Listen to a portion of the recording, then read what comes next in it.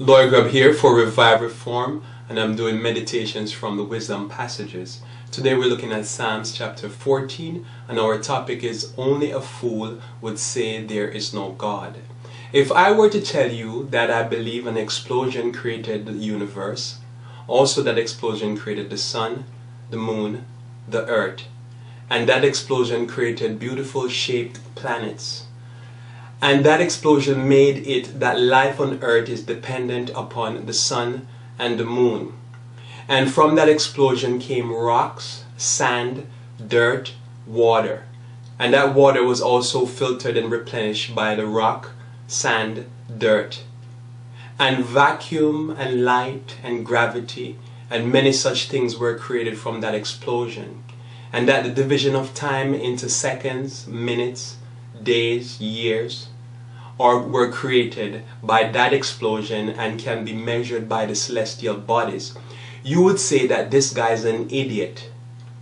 Also, if I went on to tell you that I believe that after all that, all living things that evolve out of the primordial soup or swamp, whatever you want to call it, hence birds, trees, insects, humans, animals are all here, you would say that this guy is a fool. And this is how Psalm chapter 14 verse 1 begin. Psalm chapter 14 verse 1 reads, "To the chief musician, a psalm of David. The fool had said in his heart, there is no God. They are corrupt, they have done abominable works, there is none that doeth good." David cuts to the chase. The source of such thinking is internal corruption. Vile works by vile individuals create a thought process that says that there is no God. Romans chapter 1 verse 18 through 24 reads, "For the wrath of God is revealed from heaven against all ungodliness and unrighteousness of men, who hold the truth in unrighteousness, because that which may be known of God is manifest in them, for God had shown it unto them. For the invisible things of him from the creation of the world are clearly seen, being understood by the things that are made, even his eternal power and Godhead, so that they are without excuse.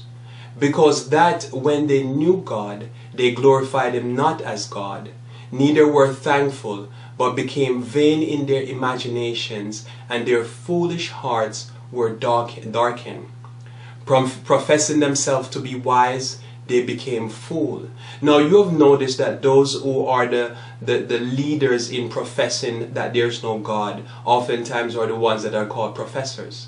And yet the Bible here says in verse 22 that they professing themselves to be wise, they became fools, and changed the glory of the uncorruptible God into an image made like unto a corrupt man, and to bird and four-footed beasts and creeping things.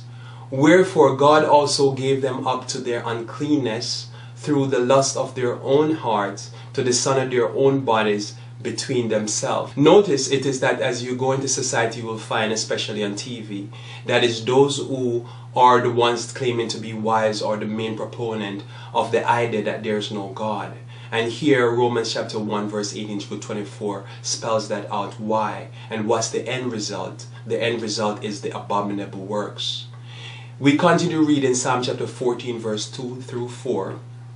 "The Lord looked down from heaven upon the children of men to see if there were any that did understand and seek God.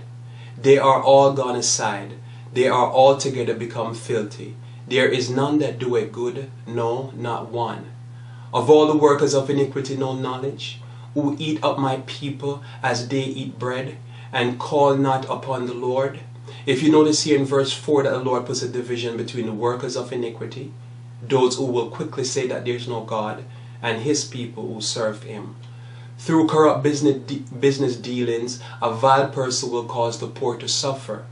And because God did not strike him dead immediately for such an evil deed, he says in his heart, there is no God. Because if there was a God, he would have done something about all these vile things that I'm doing to other people.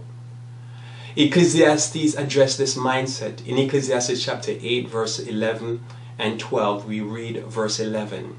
"Because sentence against an evil work is not executed speedily, Therefore the hearts of the Son of Man is fully set in them to do evil.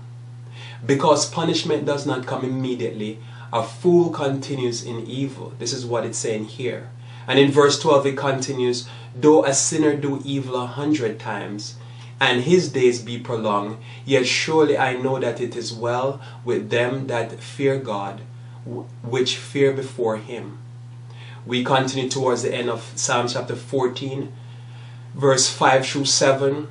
There were they in great fear, for God is in the generation of the righteous.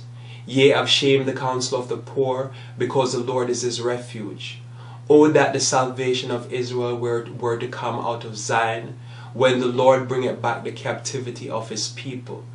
Jacob shall rejoice, and Israel shall be glad. So what's the takeaway lesson here from Psalm chapter 14? Number 1 is don't be a fool. Number 2 is don't practice abomination. Hence, you will not reject the fact that there is a God. Lloyd Grubb, Revive Reform. May God bless you.